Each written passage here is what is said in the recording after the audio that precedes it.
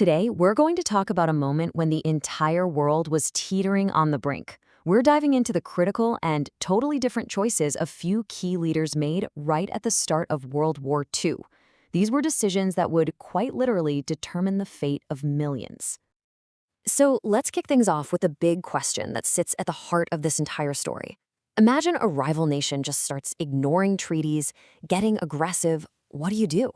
Do you give them what they want to keep the peace, or do you stand your ground, knowing it could lead to a massive conflict?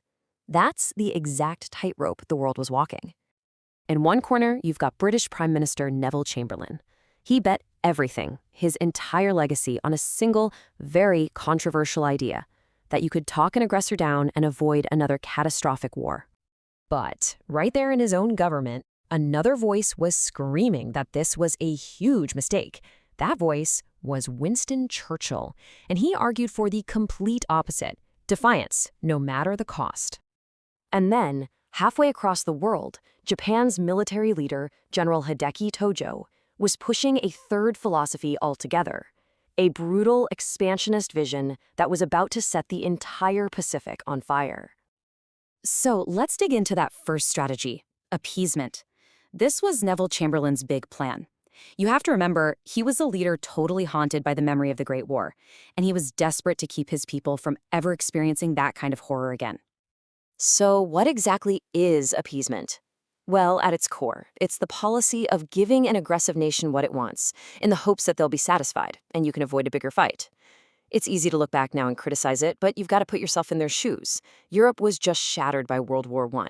So the motivation here wasn't really weakness. It was a deeply felt, desperate hope to prevent history from repeating itself. Chamberlain's whole strategy was shaped by that trauma. His number one goal: avoid war, period. So he kept giving in to Hitler's demands, letting him take Austria, then parts of Czechoslovakia, always hoping that this concession would be the last one. But, of course, with every step back he took, Hitler just got bolder and took 2 steps forward. The breaking point, the final line in the sand, was the invasion of Poland. And just like that, the very strategy designed to prevent war ended up leading right into it. But while Chamberlain was trying to make peace, that powerful voice back in Britain was warning everyone that this was a disaster in the making. And that voice, of course, belonged to Winston Churchill. And right here, you can see the clash of these two worldviews, plain as day. Chamberlain thought that giving in could prevent a war. Churchill was absolutely convinced it was just making the enemy stronger, guaranteeing a much bigger, much bloodier war down the road. For him, the only possible answer was to stand up and resist the Nazi threat right then and there. You know, when Churchill finally took over as prime minister, he didn't promise easy victory. He famously offered blood, toil, tears, and sweat. And with the sheer power of his words, he managed to rally the entire nation. He made it crystal clear that fighting back, no matter how hard it was the only way to save their freedom. His speeches became the soundtrack to Britain's survival. But Churchill's plan was so much more than just great speeches. He knew Britain couldn't do it alone, so he put together one of the most bizarre and powerful coalitions in history. He worked tirelessly to bring a reluctant, isolationist United States into the fold for its industrial power, and at the same time, he allied with the communist Soviet Union for its massive army. He literally united ideological enemies to fight a common foe. All right, now let's hop across the globe to the Pacific, because a totally different philosophy was gaining steam there. One that wasn't about making concessions or resisting, but about aggressive, ruthless expansion. To really get what was happening in Japan, you have to look at who was calling the shots. At the very top, you had Emperor Hirohito, who was viewed as this godlike supreme figure. But the real day-to-day power, especially the military power, was held by men like General Hideki Tojo, the prime minister who was the driving force behind Japan's war machine. And Japan's strategy was incredibly methodical. First, they started expanding into places like China to grab the resources they desperately needed. Then, they backed that up with an aggressive foreign policy that basically dared the Western powers to do something about it.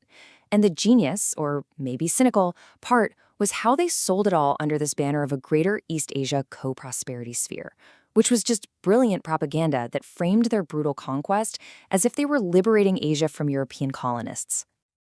All of this, the expansion, the aggression, it all led to one single infamous day: the surprise attack on Pearl Harbor. That was it. That was the point of no return.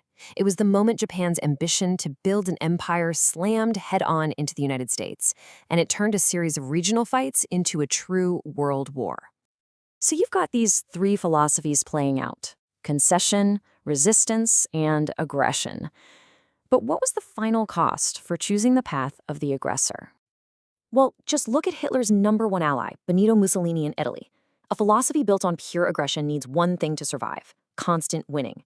But when Mussolini's armies were humiliated in Greece and then again in North Africa, that whole illusion of unstoppable strength just crumbled.